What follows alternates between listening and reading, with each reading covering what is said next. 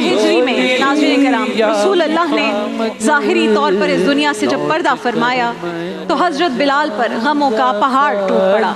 سیدہ عائشہ امی عائشہ کے حجرے کے سامنے غم سے نڈھال بلال چپ چاپ سراپائے غم بنے بیٹھے ہوئے تھے۔ اذان کا وقت ہوتا ہے، لوگوں نے آپ کی طرف دیکھا اور کہا بلال آج اذان نہیں دو گے؟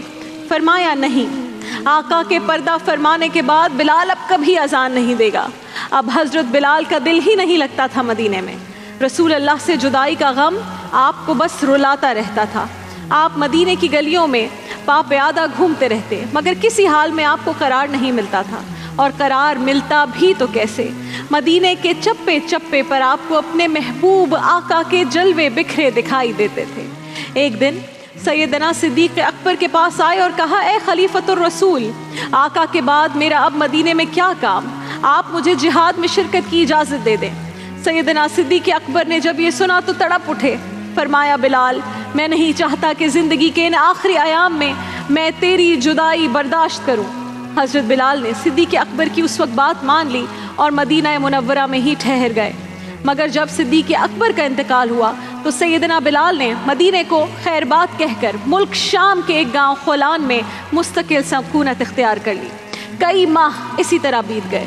ایک رات کو خواب میں دیکھا کہ رسول اللہ حضور پر نور صلی اللہ علیہ وآلہ وسلم تشریف لائے ہیں اور فرما رہے ہیں اے بلال کیا ابھی وقت نہیں آیا کہ تم ہماری زیارت کے لیے آؤ؟ اس خواب نے سبحان اللہ حضرت بلال کو تڑپا دیا۔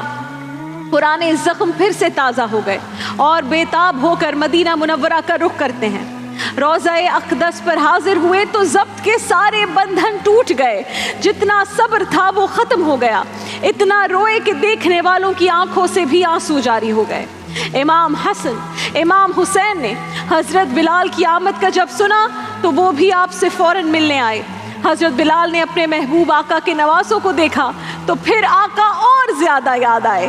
دونوں کو سینے سے لگا کر بار بار دونوں کو چومتے تھے مگر دل تھا کہ بھرتا ہی نہیں تھا۔ امام حسن و حسین نے کہا بابا بلال کل مسجد نبوی میں فجر کی اذان آپ دیں۔ حضرت بلال نے اپنے آقا و مولا کے جگر کے ٹکڑوں کی اس معصوم خواہش کو بس حکم سمجھا اور ادب سے سر جھکا دیا۔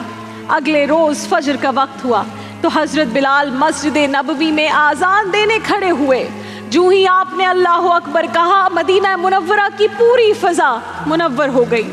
رسول اللہ کا عہد مبارک لوگوں کی آنکھوں کے سامنے آ گیا۔ یہ وہی اذان تھی جو رسول اللہ کے اس دنیا میں موجود ہوتے ہوئے ہر کان سنتا تھا اور اللہ اکبر کا جواب دیتا تھا۔ اور ایک بار پھر اب وہ اذان سنائی دینے لگی۔ لوگ جوک در جوک اپنے گھروں سے باہر نکل آئے اور جب حضرت بلال نے روضہ رسول کی طرف انگلی کا اشارہ کر کے اشہد ان محمد رسول اللہ کہا تو پردہ نشین خواتین بھی بےتاب ہو کر گھروں سے باہر نکل آئیں۔ مدینے میں اس روز ایسا سما تھا کہ جیسے رسول اللہ نے آج ہی وصال فرمایا۔